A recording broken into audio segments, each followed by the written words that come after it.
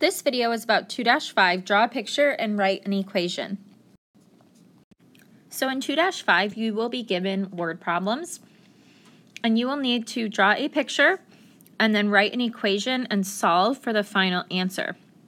So on the left, I have this poster, which is cubes. It's a problem-solving strategy that we are going to use to help us when we are doing word problems, and we'll use this all throughout the year. I'm going to blow it up a little bit so it's easier to see. Cube stands for C, circle the numbers, U, underline the question, B, box any keywords, E, eliminate what you don't need, and S, check and make sure your answer makes sense. So we're going to go through, and as I read this problem, I'm going to use this cube strategy to help circle important information and determine the question and things like that. So it says, Tori had some balloons, then gave 35 of them away. So I'm going to circle this number. Let me make that just a touch smaller. So she had 35 balloons, or she had some, gave 35 away. She now has 21 left. How many balloons did she have to begin with? So I circled the numbers. Now I'm going to underline the question.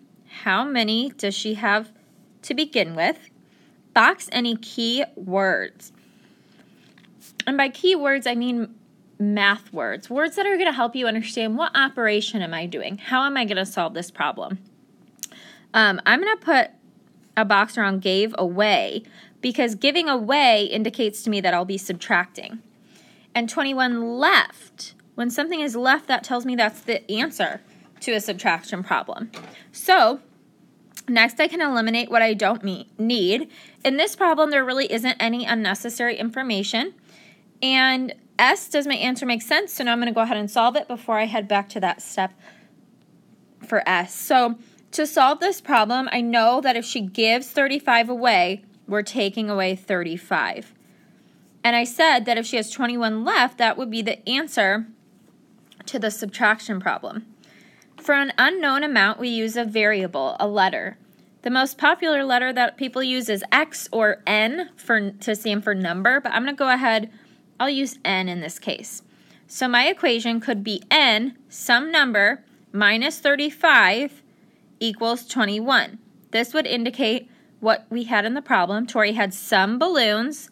She gave away 35 and was left with 21. This would work. You could also use the variable B for balloons or something else that makes sense. If you're ever unsure, use N or X. Those are the most commonly used ones. Now I can draw a picture for this. I'm going to go ahead and delete this cubes poster since I don't really need this right now and it's taking up some space. The next thing you'll need to do for these problems is draw a picture. And when I'm talking about a picture, we want a mathematical representation of this problem. So we're not going to draw balloons and things like that. Your picture is actually going to be a bar picture. It's going to look like this, okay? And within that, you're going to have two different amounts, and up top goes your total, okay? So we don't know. That's what we're trying to find, how many balloons she had in all. So N will go up top. The total, the whole thing, the length of this whole bar always goes up top. If she gave away 35 and had 21 left, those will be the numbers that go inside. So I drew my picture, I wrote my equation, and now I need to solve. So what I'm going to do is solve this equation backwards in order to find out what N is. So I'm going to do 35 plus 21, and I'll get 56. So N equals 56. Now I've done all parts of the problem. I'm going to do one more for you before you try this on your own. As I read the problem, I'm going to do cubes. Rose needs 22 tacos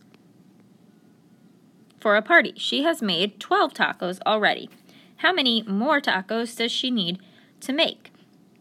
Draw a picture, write an equation, and solve.